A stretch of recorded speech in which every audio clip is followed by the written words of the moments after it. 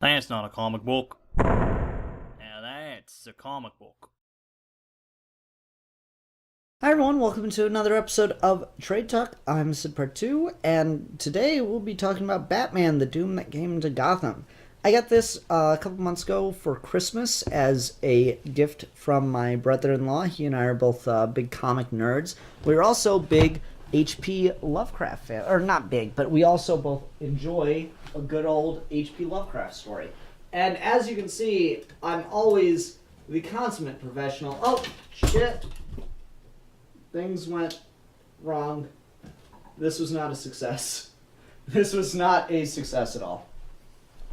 But I am a bit of an H.P. Lovecraft nerd. I got into it a couple years ago, and I like the world, and I like the storytelling. So I made myself a custom... Oh, he's too tall. What about back here? What about if I do this? What about if I do this?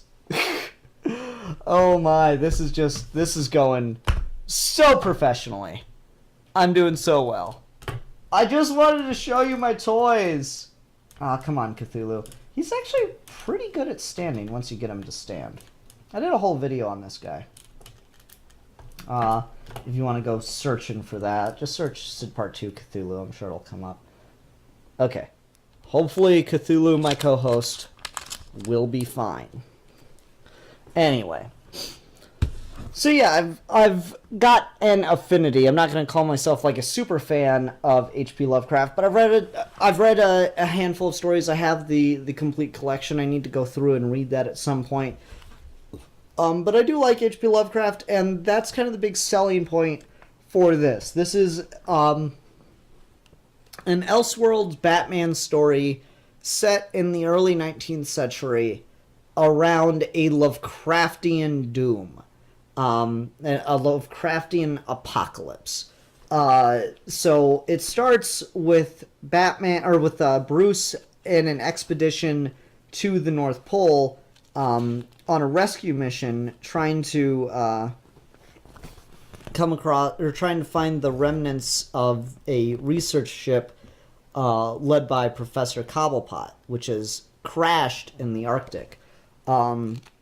As they look for Cobblepot, they find a madman chipping away at a monster in an ice wall, protected by diseased penguins of some sort. The penguins have some kind of really weird... Where's the imagery of them? Because they looked super fucked. I thought there was a better panel of the things. Damn it. Don't you hate that? Anyway, so, they're able to take the survivor who's chipping at the ice to unleash the beast onto the ship, and they blow up the cave, and they decide to head back home to Gotham City after 20 long years at sea, exploring the world. Once they get back to Gotham, though, things start to go wrong fast. They return to Wayne Manor, and they find a dead body inside the house waiting for them, and Etrigan shows up and gives Bruce three, what is it he says? Like three pieces of advice.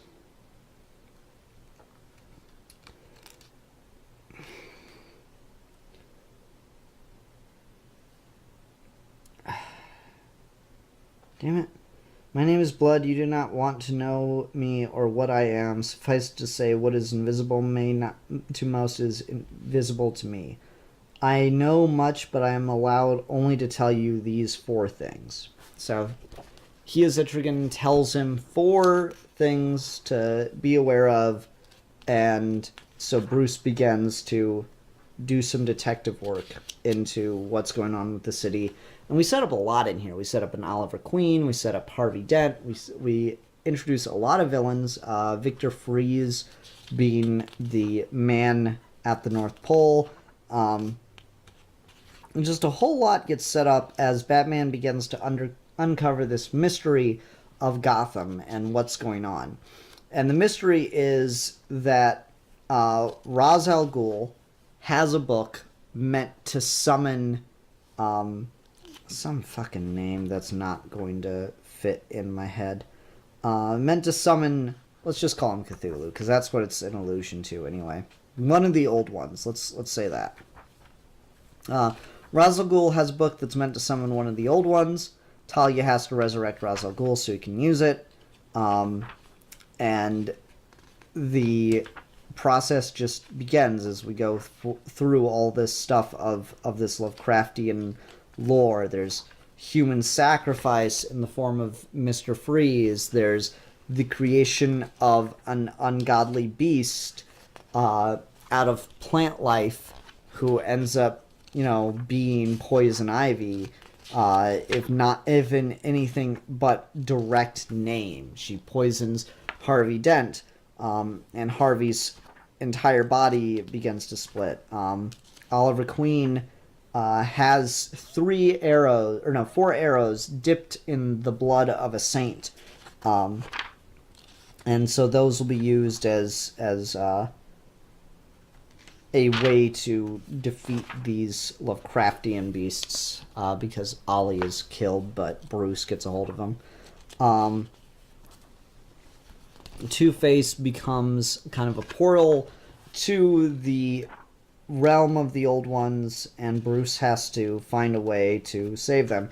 And the reason why all this is going on is because the founders of Gotham back in the the 1500s, made a deal with the devil to help bring him into the world in exchange for wealth, power, and immortality.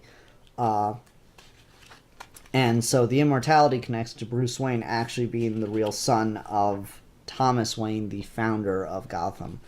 And so it's just this really interesting, intricate, very, very Lovecraftian. It's got this mystery, this horrorness to it that's really cool and really fun. Kirk Langstrom is the body that was left for Bruce Wayne in the house.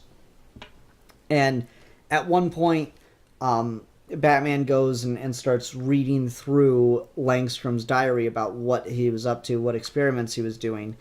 And it straight up, it feels so Lovecraft as Langstrom discusses his part of uncovering the mystery. And it even has that very Lovecraftian style of, I'm not long for this world anymore.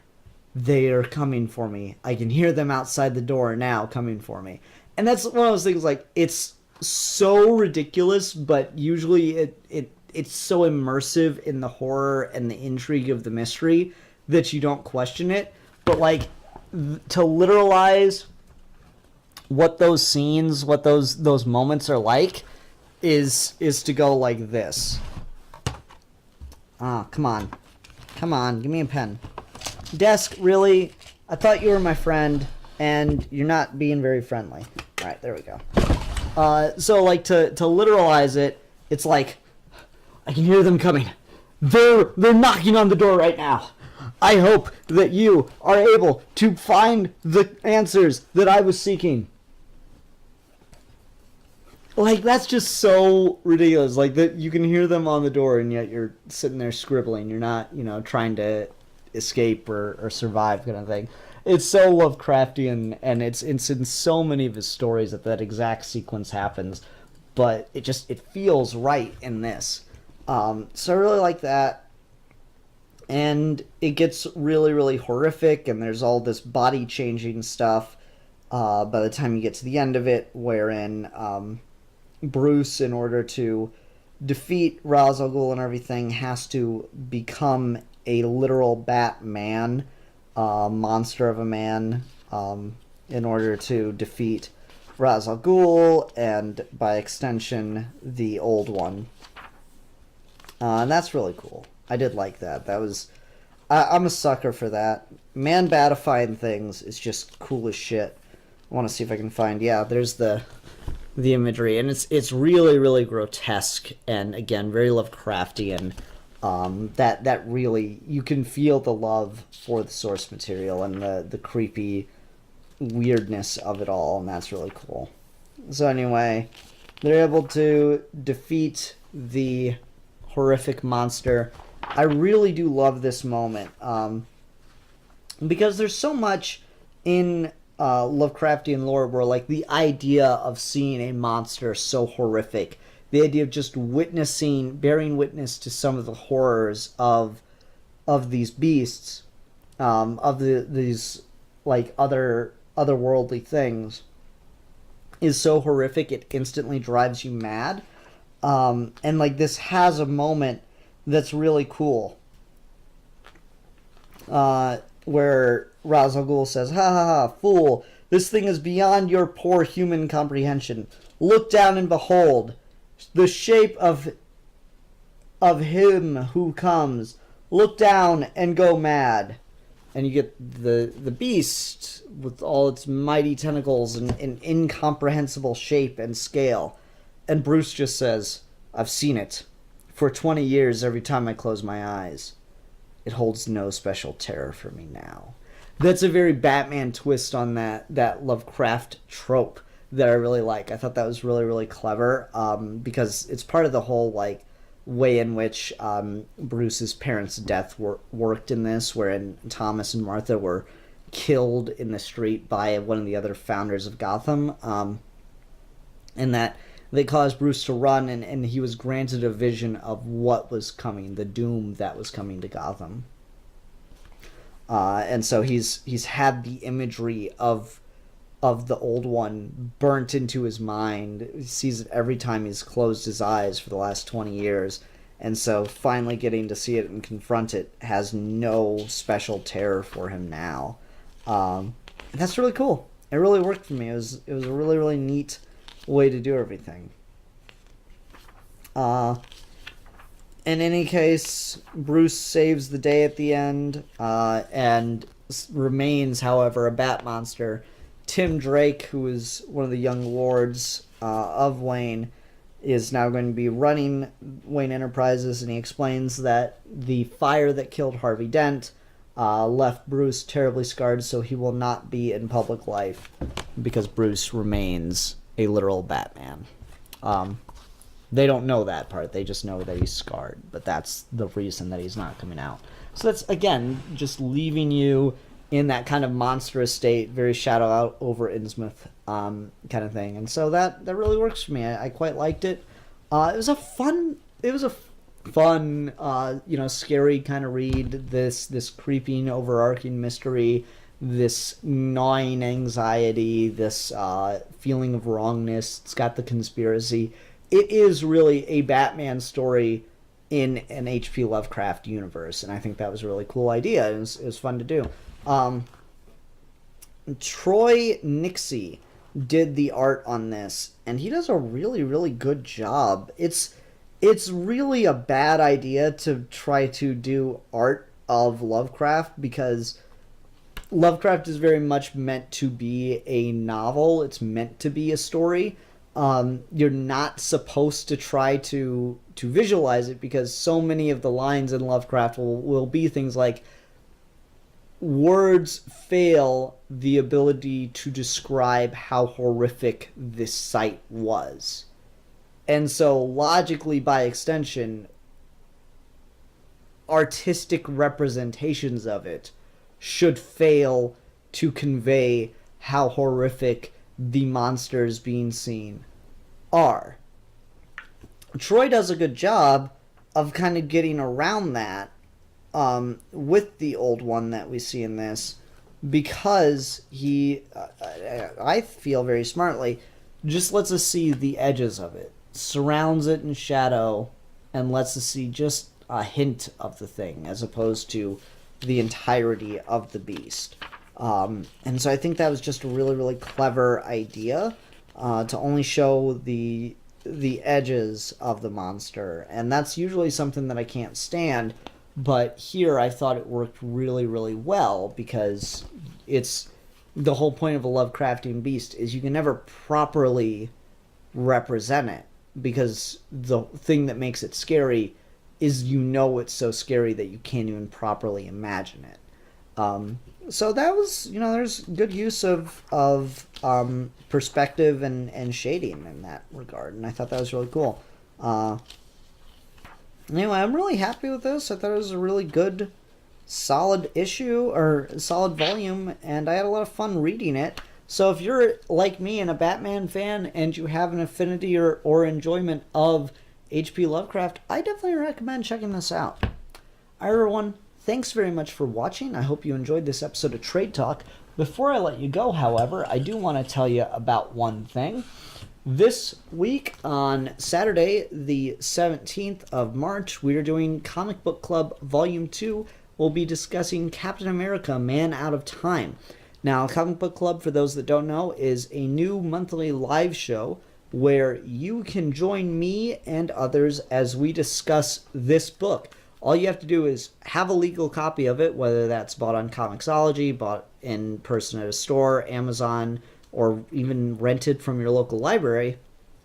You can join me as we discuss this book. It'll be March 17th at 2 p.m. All you need is a microphone and headphones. Webcam is preferred, though. So I hope to see you there. It should be a good time. That's really all I got. Again, March 17th, 2 p.m. Join. It'll be a fun time. Hang out with us. Talk about a book. Anyway, everyone, thanks very much for watching this episode of Trade Talk. Bye. That's not a comic book. Now that's a comic book.